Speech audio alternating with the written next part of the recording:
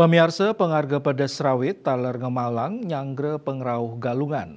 Rau mangkin harganya nih sampun munggah ring siada setali rupiah a kilogram. Saking sedurungnya nih seket kantos 16 setali rupiah a kilogram.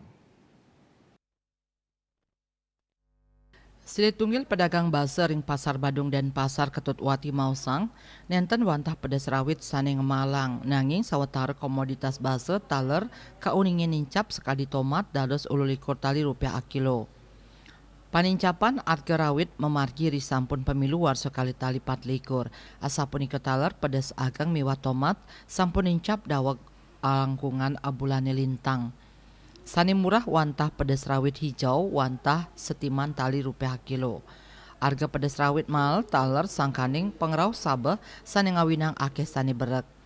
Kepala Dinas Pertanian dan Ketahanan Pangan Provinsi Bali Iwayan Sunade Ngewedarang tetanduran pedas rawit sida mentik ring samian genah rumasuk ring pekarangan rumah Tegalan miwah carike. Selami puniki Dani Mausang sampun ngelimbakang bibit pedas rawit mangde arga pedas sida dagdag.